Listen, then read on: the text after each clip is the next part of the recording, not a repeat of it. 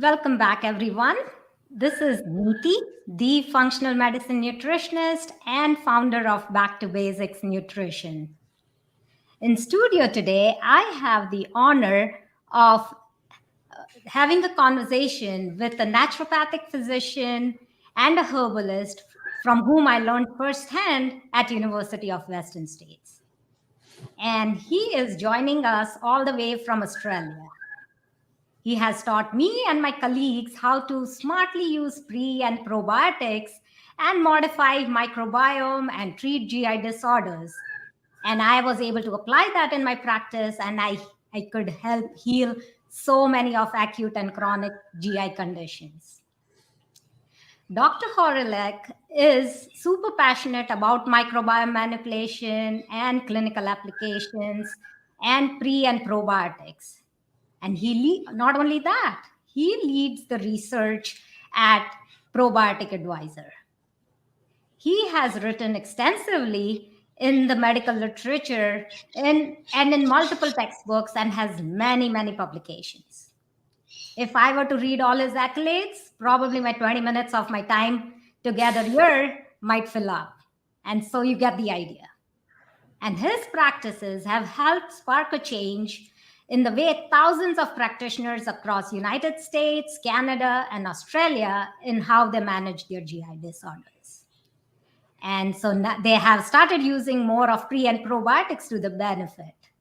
And so I had so many aha moments when he busted all of those probiotic myths.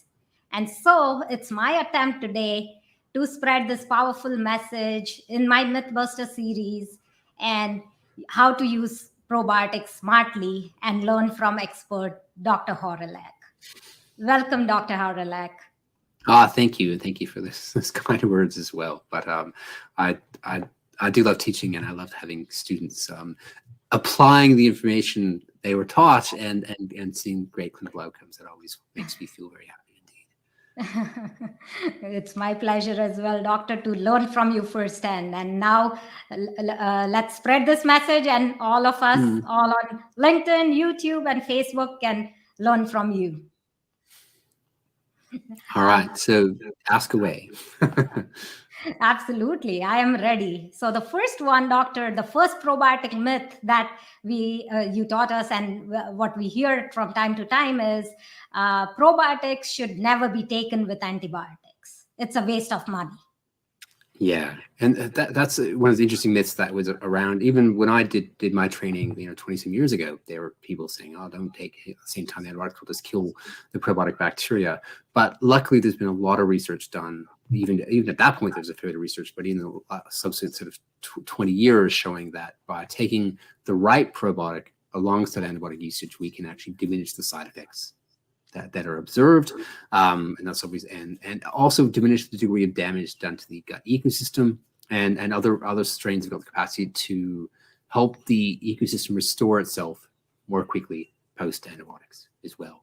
So I think we've got 3 good reasons to do so. Now, you wouldn't necessarily do it at the same mouthful. So if you're taking your antibiotic, don't take a probiotic at the same time, but you'd space it out by a few hours so they're not sort of floating around the stomach at the same instance. But we know from research that there's good rationale for doing concurrent use of probiotics alongside the antibiotics, not waiting until afterwards. Until afterwards. Concurrent administration is advisable. Yes, definitely. Perfect. And what happens, doctor, when someone takes a probiotic, for example, is it going to kill all the bacteria that is there in their gut? What happens? When someone takes a course of antibiotics, you mean?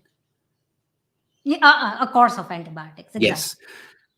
Not all, and each antibiotic is going to be a bit different in terms of the breadth of action it has, and even this is a bit individual too. That it'll impact 100 people, it'll impact their ecosystem each a little bit differently as well. But there'll be some that have a much broader impact, and there are substantive changes. And I think there's these dramatic shifts that can occur, and then it kind of resettles again, 3-4 weeks afterwards. But we now know that there are these, I would say, pivotal changes where you get extinction level events. There's a paper published in the journal Gut a couple of years ago showing that a single course of antibiotics, 9 species of bacteria went extinct in this person's gut. 9 species from a single course. You're like, you can't, Like you can't come back from that. They're extinct. They're extinct. So I Right. think we've got to be aware that whilst taking probiotics alongside can minimize side effects, can minimize the degree of damage caused, it can't necessarily mitigate completely that. So it's not to say that, we should just be cautious around our use of antibiotics and use them when they're really needed and called forwards, saving life and limb. But I think we should be cautious around experimentation for novel things. Let's see if this works, or for viral infections, where I think they're still way overprescribed for, with the degree of microbiome alterations that you see. And it is interesting seeing sort of the major disruption we get from the antibiotic, and then it kind of establishes another kind of new normal afterwards. But I think for me, the biggest concern is this extinction level events that we get, because you just think of people that have taken not one course, but not two courses, but sometimes people take 2 or 3 courses of antibiotics every year for their entire childhood and adulthood life, and you're like, their ecosystem is so weaning down in diversity. It's worrying. Right. Yeah. And that's when we see so many eczema, psoriasis, so many skin conditions happening with kids, because the gut microbiome is slim and devoid of so many good ones. Yeah. I mean, I think, you could read papers and books by Dr. Martin Blazer talking about, the loss of our ancestral microbes and the consequences of that, microbes that we've always had until the last 50, 100 years, where really since antibiotics have come to the fore, but also all the weird chemicals that we use all the time, and antiseptic this, antiseptic that, chemicalized diet. This has meant that we've really knocked out a considerable portion of microbes in Western nations, which is quite sad when you compare it to what we had from ancestrally speaking, and what our what populations who still live a more traditional lifestyle without the medication use, without C-section birth, without formula feeding, without food chemicals galore, what their ecosystems look like. Yeah, surely sad, but that's the world we live in. Yeah. The second probiotic myth that goes around, doctor, is probiotics should be taken on an empty stomach. True? False? Yeah. That's false. And I think the concept here is that which was a false idea anyway, that your stomach acid was less acidic when it's empty, and it was more acidic when you put food in there. Because I think the idea is we have food, we make more acid. So people thought, okay, well that's bad. Whereas the pH of our stomach when it's empty, like when there's no food in there, is actually far more acidic. Because it's 2.5, versus when we've got food, it's 3.5, 4, 4.5. So the pH is actually much more towards alkaline, or more towards neutral, when we've got a meal in there, and that enhances survival of lactobacilli and bifidobacteria-based probiotics. So for some, it doesn't matter so much. Like the spore-forming ones doesn't. It doesn't matter if you take it with or without food. Saccharomyces doesn't seem to matter if you take it with or without food. But for lactobacilli and bifidobacteria-based ones, we will definitely get enhanced survival taking it with a meal, and actually a bigger meal will get better survival. And we now have research showing that too. But I think it was this false conception around the stomach pH. Because those people still say now, I'll take it before bed on an empty stomach. It's like, no, if you want to get better survival, take it with food, take it with a meal. You'll get better actual clinical outcomes, because more bacteria are alive to reach the small bowel, the large bowel to do their work. Perfect. Another myth busted. Thank you, doctor. Awesome. The third one coming is there are so many bottles available in health stores and drug stores and grocery stores with all different probiotic formulations.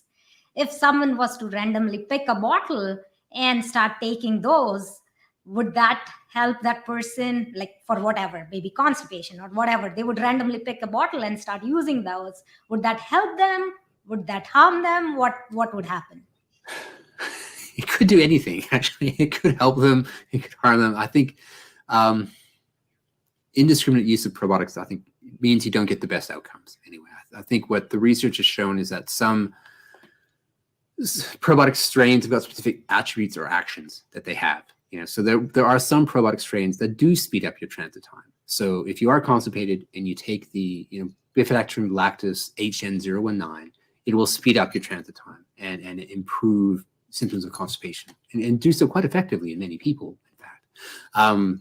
Versus if you took another probiotic strain like lactose acidophilus strain LA5 that doesn't speed up transit time, you will not get that same sort of benefit.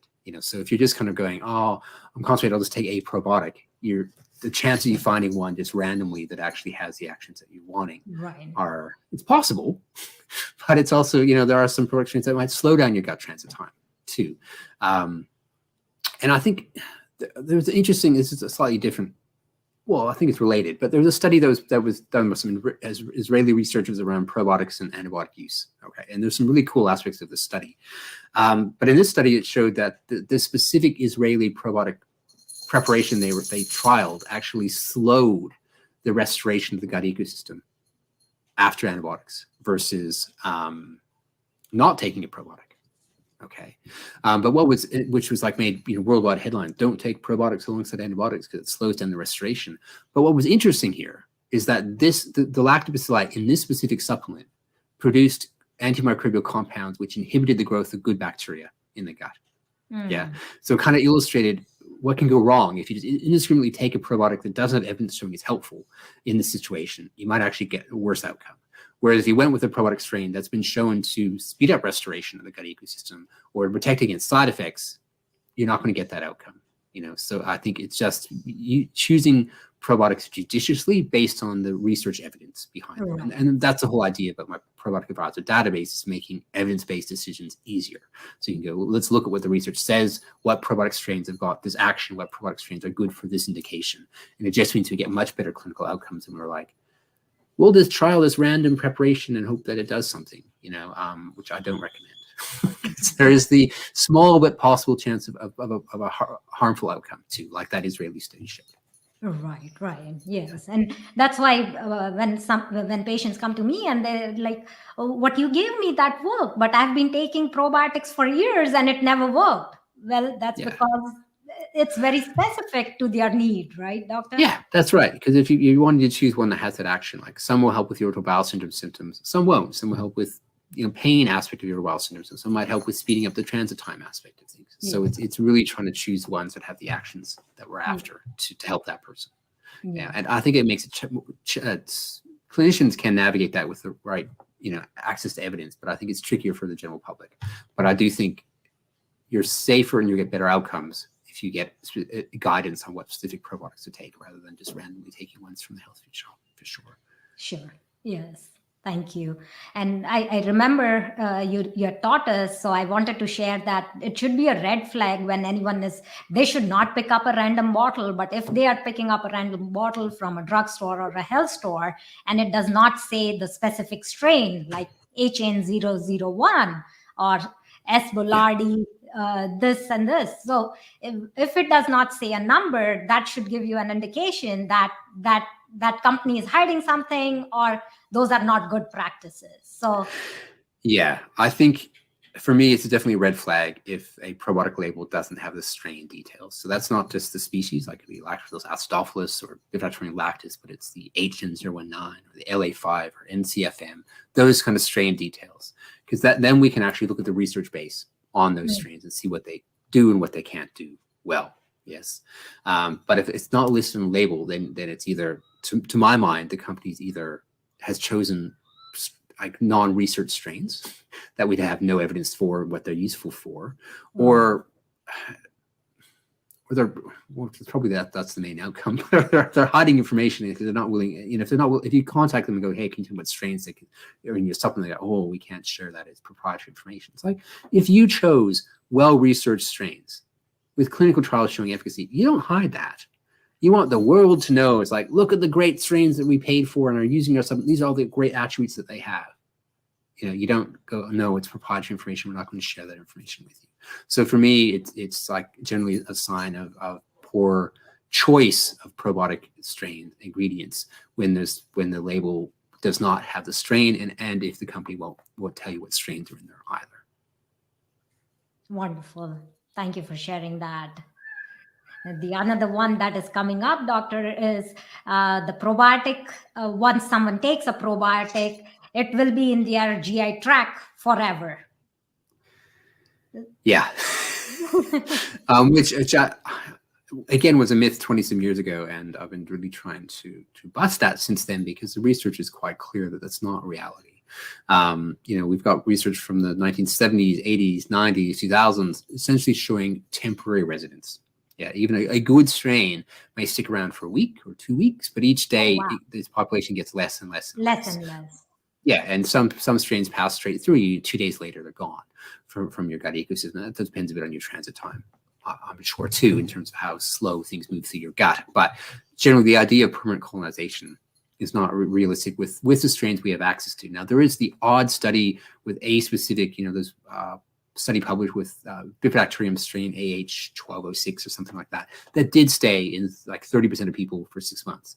That is an exception rather than the rule, and that most of the studies show that you only get this very temporary impact, and you only get short-term